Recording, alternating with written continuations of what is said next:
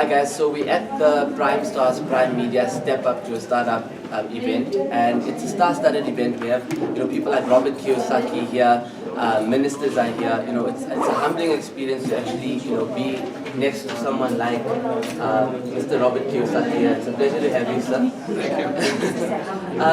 You at the Prime Stars Prime Media event. What does the idea of Prime Stars? They're sending over thousands and thousands of young people over to go and study, giving them bursaries, giving them great opportunities, teaching them about entrepreneurship.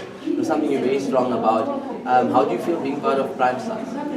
Well, I think Prime Star and Prime Media, especially Martin Sweet, doing a fantastic job. The coordination of government and they call government, business, and entrepreneurship, and students getting together is a good idea, a great idea.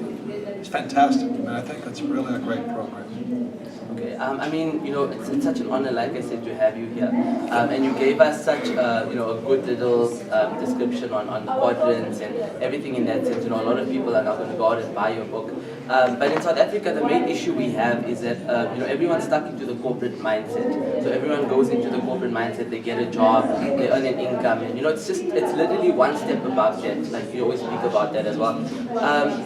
How do you think we can encourage entrepreneurship, especially in a country like a third world country like South Africa? Well, I don't think South Africa's third world. I mean, you're a very rich country. I just think you have a bad education system. Same as America. In America, the education system is still industrial age. We're information age now. So there's fewer and fewer jobs. So to keep saying to kids, go to school and get a job is an obsolete idea. It's a terrible idea. But that's why they're not going to corporate, they're going to ESCOM in this country. And that is a total disaster, ESCOM. But the only reason they're doing that is because they get high wages and benefits. So that is an employee mentality. And I don't blame them. But if you don't change your mentality about paycheck and benefits, you're an employee. I mean, nothing wrong with it, but that's not what I want to do. I think I completely agree with you. Another issue that a lot of young people face, and I'm speaking on behalf of the youth of South Africa, a lot of them, there's this fear of failure. So there's a stat out that 85% of South Africans, actually young people, don't start businesses, they don't do well academically, they don't do well in whatever they go out for, mainly because of the fear of failure. How do we get rid of that fear of failure? Well, I think it's stupid. Look, what's really stupid is our schools punish kids for making mistakes. So if you make a mistake in school, you're considered stupid. In real life, the person who makes the most mistakes and learns from the mistakes is successful. A baby only learns to walk by standing up and falling down, standing up and falling down. A golfer doesn't become a pro golfer day one. They practice, practice, practice, practice. The best rugby players practice a lot more than they play. So practice is called making mistakes. And our school systems punish people for making mistakes. The worst thing about schools is has you memorize an answer. You may not even know what you're memorizing, but you got the right answer.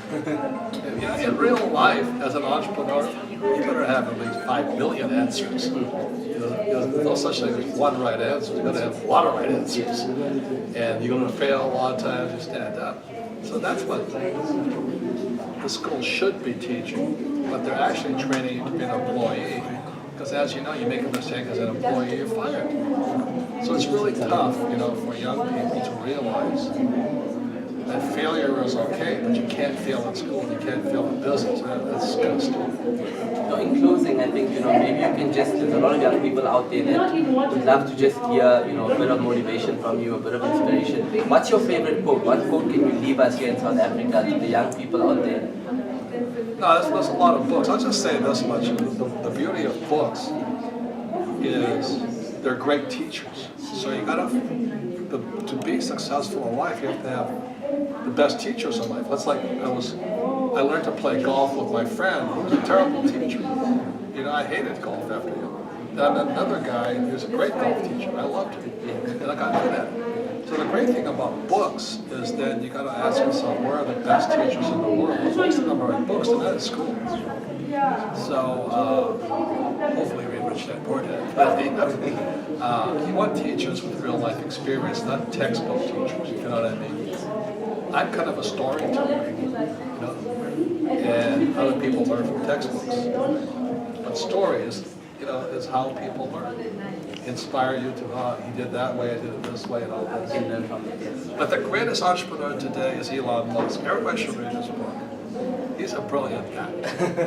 I'm sure he's so happy that you endorsed him as well right now. Yeah, he's great. I mean, Yeah. I respect that guy. I love Steve Jobs. I love Musk. I love Branson, genius. So those are your best teachers. So choose your teachers wisely. Thank you so much, Robert. I really do appreciate it. Thank you so much.